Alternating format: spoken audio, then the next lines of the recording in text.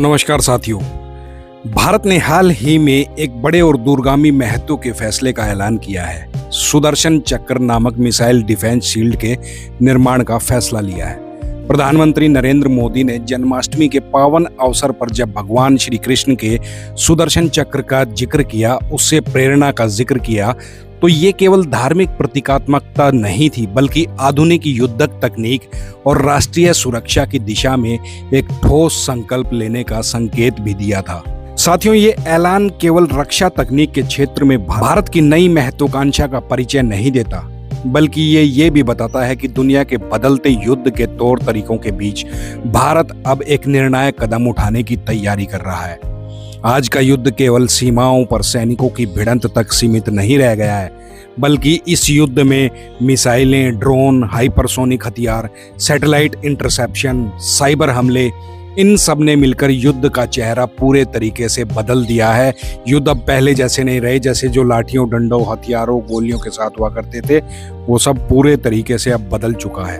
पाकिस्तान और चीन जैसे पड़ोसी देशों के पास अब उन्नत किस्म के, उन्नत तरीके के हथियार जो हैं, प्रणालियां उन्होंने जो है अपने पास, उनके पास मौजूद हैं और वे समय समय पर भारत को धमकी भी देते रहते हैं। हाल ही में पाकिस्तान के सेना प्रमुख आसिम मुनीर ने अमेरिका में भारत के डैम्स पर हमले की अप्रत्यक्ष धमकी भी दी थी। इस संदर्भ में एक व्यापक और आधुनिक मिसाइल डिफेंस शील्ड भारत के लिए केवल एक तकनीकी विकल्प नहीं है, बल्कि रणनीतिक आवश्यकता भी साथियों बन चुकी है।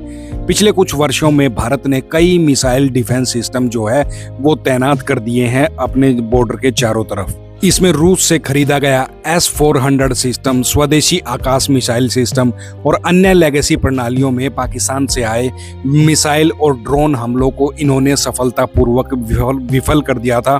ऑपरेशन सिंदूर के दौरान आप सभी ने देखा भी था और उस पर सेना ने बताया भी था, वीडियोस भी जो है वो जारी किए थे। प्रधानमंत्री ने अपने भाषण में ऑपरेशन सिंदूर का जिक्र करते हुए बताया था कि किस तरह से पाकिस्तान ने भारी मात्रा में मिसाइल और ड्रोन भारत के संवेदनशील सैन्य ठिकानों, एयरबेस और आस्था के स्थल जैसे मंदिर और गुरुद्वारों पर भी, और साथियों इसके साथ साथ नागरिक इलाकों पर भी पाकिस्तान की तरफ से दागे गए थे। लेकिन हमारी तकनीक और जांबाज सैनिकों ने उन सभी को तिनके की तरह बिखेर दिया था और वहीं हवा में ही उनको बर्बाद कर दिया था, बल्कि अलग अलग टेक्नोलॉजीज के प्रयास को जाता है। सुदर्शन चक्र परियोजना इसी अनुभव से प्रेरित है। ये कोई सिंगल मिसाइल सिस्टम नहीं होगा, बल्कि एक मल्टी लेयर डिफेंस सिस्टम होगा जो अलग अलग दूरी पर और अलग अलग ऊंचाइयों पर आने वाले खतरों को वहीं हवा के अंदर ही निष्क्रिय कर देगा, खत्म कर देगा, बर्बाद कर देगा। यहाँ देखने वाली बात यह भी है कि दुनिया में अब कोई भी बड़ा देश केवल एक डिफेंस सिस्टम पर निर्भर बिल्कुल भी नहीं है। अमेरिका का गोल्डन डैम हो या इजराइल का डेविस स्लिंग हो या आयरन डोम हो या रशिया का S-400, S-500 या यूं कहें कि S-550 के साथ विकसित हो रहा जटिल नेटवर्क, सबका सिद्धांत यही है कि जितनी अधिक लेयर होंगी उतनी अधिक संभावना होगी कि दुश्मन का हमला विफल किया जा सकेगा। भारत का सुदर्शन चक्र भी इसी सिद्धांत पर साथियों आधारित होगा। इसमें लंबी दूरी के इंटरसेप्टर्स, इसमें लॉन्ग रेंज के इंटरसेप्टर्स, मीडियम रेंज के इंटरसेप्टर्स और स्मॉल रेंज की जो है वो रिएक्शन प्रणालियां इसमें मौजूद रहेंगी और सभी का जो है उसमें सिंगल जगह से उनका संचालन होगा। ये लंबी दूरी की जो है बैलिस्टिक मिसाइल्स है उन्हें दूर से ही मार गिराएंगी और मध्यम दूरी की जो लेयर रहेगी वो 100 से 200 किलोमीटर की रेंज में आने वाले सभी खतरों को रोक देगी। स्मॉल दूरी वाली जो लेयर होगी वो 50 से 60 किलोमीटर के भीतर आने वाले ड्रोन और क्रूज मिसाइल को हवा में ही खत्म कर देगी। साथियों, इसके अलावा इससे भी कम दूरी के लक्ष्यों के लिए लेजर या अन्य जो है फास्ट रिएक्शन टेक्निकें होंगी वो तैनात करी जाएंगी। प्रधानमंत्री मोदी ने 2035 तक इस शील्ड को तैयार करने का लक्ष्य रखा है हमारे साइंटिस्ट के आगे। साथियों, ईमानदारी से देखें तो ये समय सीमा जो है काफी लंबी लग सकती है, लेकिन इसका कारण ये भी है कि इस परियोजना में केवल टेक्निक का विकास ही नहीं, बल्कि पूरे देश के लिए कवरेज इसको तैयार करना भी इसके अंदर शामिल है। ये केवल दिल्ली, मुंबई या ऐसे बड़े शहरों के लिए नहीं होगा, बल्कि ये पूरे इंडिया को सेफ करेगा, चारों तरफ से, चारों दिशाओं से भारत को ये सुरक्षित करेगा। और इसके साथ ही रणनीतिक स्थानों जैसे डैम्स, पावर प्लांट्स, बड़े मंदिर, रेलवे हब और अन्य राष्ट्रीय महत्व के बुनियादी ढांचे की सुरक्षा भी इससे और ज्यादा मजबूत हो सकेगी। इसकी इम्पोर्टेंस और तब बढ़ जाती है जब हमारे पड़ोसी देशों की गतिविधियों पर नजर हम लोग डालते हैं। चीन पहले से ही hypersonic missile, mid course interceptors और एंटी सैटेलाइट हथियारों के साथ एक परिष्कृत डिफेंस शील्ड बना रहा है। आने वाले कुछ वर्षों में उसके पास ऐसी क्षमताएं मौजूद होंगी जो वो लंबी दूरी की मिसाइलों को भी हवा में रोक सकेगा। रूस अपनी S-500 और S-550 प्रणालियों के साथ इसी दिशा में आगे लगातार बढ़ता जा रहा है। जापान उत्तर कोरिया के खतरे से बचने के लिए अपनी जापानी शील्ड पर काम कर रहा है। यूरोप स्काई शील्ड इनिशिएटिव के तहत एरो 3, पैट्रियट और लेजर प्रणालियों का संयोजन कर रहा है। मध्य पूर्व में सऊदी अरब और UAE अमेरिका और इजराइल की मदद से अपनी क्षेत्रीय शील्ड बना रहे हैं। दूसरी ओर पाकिस्तान भी आने वाले वर्षों में अपना कोई ना कोई डिफेंस सिस्टम घोषित कर सकता है। संभवतः वो खुद के तो उसकी हुई तो अपनी इतनी औकात नहीं है, वो जब भी ये करेगा वो चीन या अन्य किसी देश की मदद से ऐसा कर सकता है। ऐसे में साथियों, अब देखने वाली बात यह है कि भारत समय रहते एक सक्षम और व्यापक शील्ड का भारत के पास होना अनिवार्य है। और एक और महत्वपूर्ण पहलू ये भी है कि आधुनिक डिफेंस शील्ड केवल रक्षा तक सीमित नहीं है। सुदर्शन चक्र में ये भी क्षमता होगी कि जैसे ही भारत पर कोई हमला होगा तो ये सिस्टम ना केवल हमले को विफल करेगा बल्कि तुरंत इसका काउंटर अटैक भी वहां से शुरू कर देगा।